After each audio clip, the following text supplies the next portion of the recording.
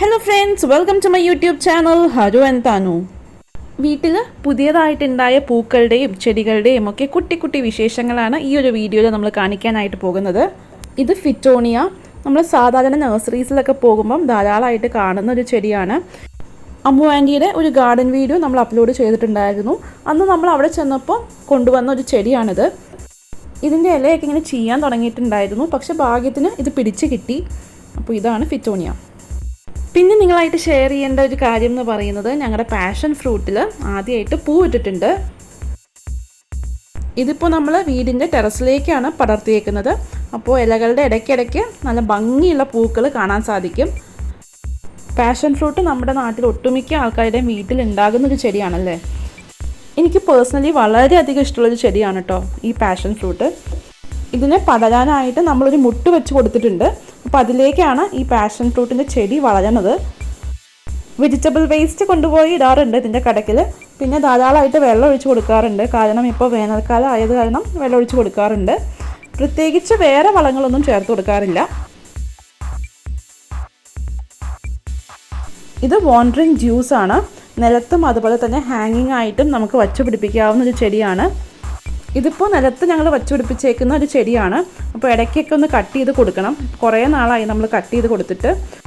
ഇത് ഒന്ന് കട്ട് ചെയ്ത് കൊടുക്കാനുള്ള പ്ലാൻ ഉണ്ട്. കട്ട് ചെയ്തതിന് ശേഷം അതിൻ്റെ ചെറിയ ചെറിയ കമ്പ് നമുക്ക് നട്ടുപിടിപ്പിക്കാവുന്നതാണ്. മണ്ണിൽ വെറുതെ കുഴിച്ചിട്ടാൽ മതി, അത് പെട്ടെന്ന് തന്നെ പിടിച്ചു കിട്ടുന്ന ഒരു ചെടിയാണ് കേട്ടോ.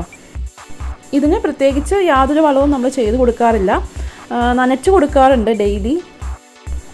ഡയറക്റ്റായിട്ട് സൺലൈറ്റ് കിട്ടുന്ന ഒരു സ്ഥലത്താണെങ്കിൽ നല്ല ഭംഗിയുള്ള ബ്യൂട്ടിഫുൾ ആയിട്ടുള്ള ലീവ്സ് ഉള്ള ചെടിയായിട്ട് നമുക്ക് മെയിൻറ്റെയിൻ ചെയ്തെടുക്കാൻ സാധിക്കും. ഇതിൻ്റെ ഇടയ്ക്കിടയ്ക്ക് ഞങ്ങൾ സിങ്കോണിയം വെച്ച് കൊടുത്തിട്ടുണ്ട്.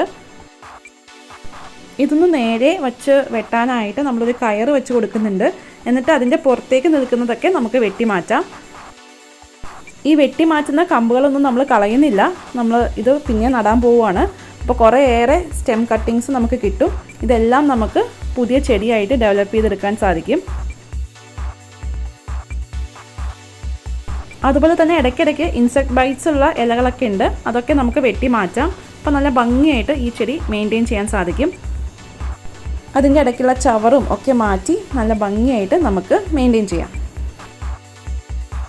ഒരു സ്ക്വയർ ഷേപ്പാണ് നമ്മൾ ഉദ്ദേശിച്ചത്. ഇപ്പോൾ ഏകദേശം ഒരു സ്ക്വയർ ഷേപ്പ് ആയിട്ടുണ്ട്. ഇത് ഹാങ്ങിങ് ആയിട്ടും നമുക്ക് നടാൻ സാധിക്കും. അപ്പോൾ ഇത് ഹാങ്ങിങ് ആയിട്ട് ഞാൻ നട്ടേക്കുന്ന വാണ്ടറിങ് ജ്യൂസിൻ്റെ ചെടിയാണിത്.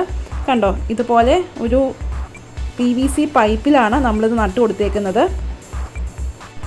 ഒരു PVC പൈപ്പിൽ ഒരു കട്ട് ഉണ്ടാക്കിയിട്ട് രണ്ട് സൈഡിലും ചിരട്ട വെച്ച് കൊടുത്തിട്ടുണ്ട്. അതിൻ്റെ അകത്ത് മണ്ണ് നിറച്ചിട്ട് അതിലാണ് നമ്മൾ ഈ ചെടി നട്ടു കൊടുത്തേക്കുന്നത്. ഇതിപ്പോൾ നട്ടിട്ട് കുറേ നാളായി. എന്നിട്ട് നമ്മളിത് പിടിപ്പിച്ച് കൊടുത്തേക്കുന്നത് ഒരു ചെമ്പകത്തിലേക്കാണ്. അപ്പോൾ ഇങ്ങനെ മുകളിൽ നിന്ന് താഴത്തേക്ക് നല്ല ഭംഗിയായിട്ട് ഇത് നിൽക്കും. ഇത് ചെത്തിയാണ്. പലരും നമ്മളോട് ചോദിക്കുന്ന ഒരു കാര്യമാണ് ചെത്തി പിടിച്ച് കിട്ടുന്നില്ല എന്നുള്ളത്.